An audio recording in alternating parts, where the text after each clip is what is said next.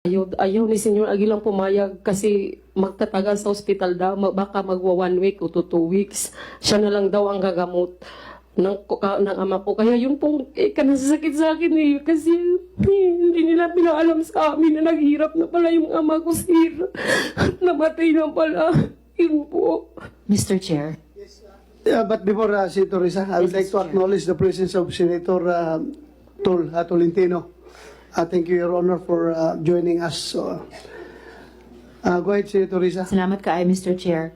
Mr. Kilario, saan po nilibing yung ama ni na Lovely? Sa ano po, sa sementeryo po. Aling sementeryo po? Sa kapihan po, sir. Ma'am Risa. Sa Kapihan? Saan po yung death certificate nila? Nasa iyang, iyang mama. Mama ni Lovely. Nandun sa kapihan. Dalhin nyo po bukas.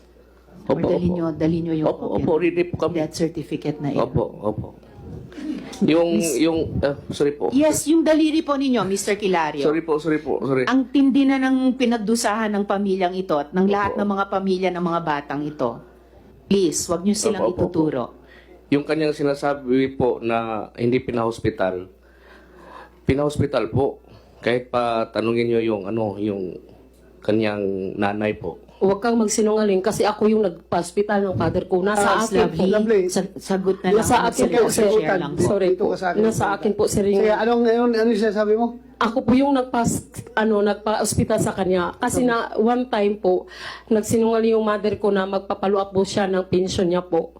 Kaya sabi niya, hindi po pwedeng iwan yung father ko kasi may sakit na. So isinama niya pababa. Pero ang inside po dun is, pinagamot ko yung papa po ko, pina-check up ko sa health specialist po. Pinatingnan ko yung puso niya, yung baga niya. Kasi yung dati, naoperahan siya sa baga niya, sir. Tapos yung baga niya pinatignan namin. Tapos yung findings ng doktor po is may po siya, tumor sa baga po. Tapos yung baga na, dalawang baga niya is po, infected na. Kaya mahirap man siyang maghinga po. Kaya ang advice mo ng doktor is i-admit ng Caraga. Tapos pagkabukas po, pinuntahan sila ng black van ni Senyor Aguila, tapos kinuha yung ama ko, ibanilig sa kapihan. Yung po, Miss Lovely, yung black van na sinundo sinabi po ni sila sa Jane barangay Binawi sa Taruk matatanda, po compound ng Surigao del Norte. Sinundo po sila. pinagsundo saan, ma'am? Yes po. At ibinalik po ng kapihan po yung ama ko. Magmula noon hindi ko na nakita. Hanggang nabilitaan kong inilibing na po. Yung ama ko, hindi namin nakita, ma'am. Yes, Mr. Chair. Pabalikin mo natin yung composure ni Lovely, no?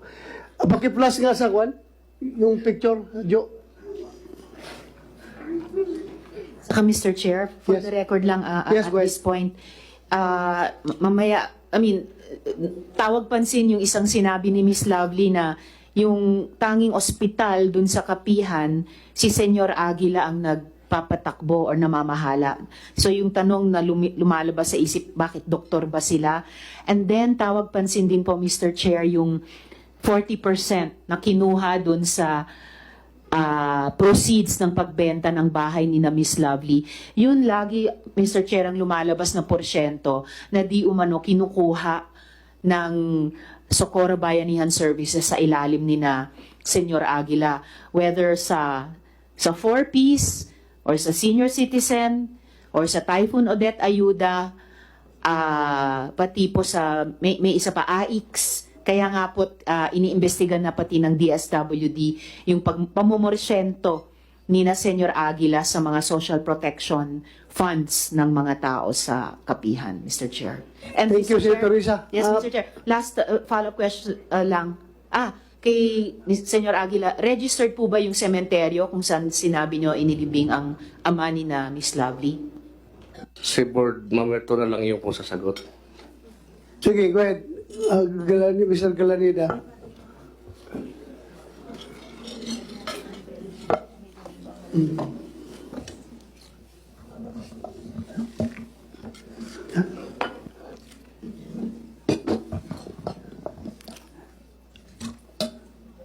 Good afternoon, Mr. Chair, and good afternoon, Senator Hontiveros, and those in attendance. Again, good afternoon.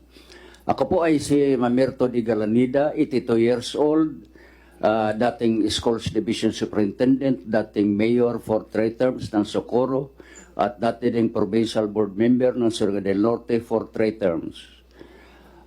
I'd like, first, Mr. Chair, I'd like to say that when my enhanced services were organized in 1980, I was the secretary until 2021.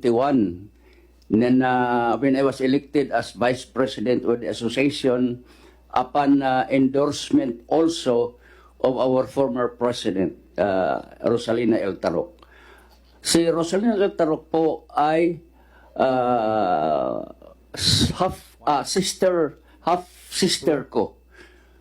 Kasi po ang asawa ko ay sister niya.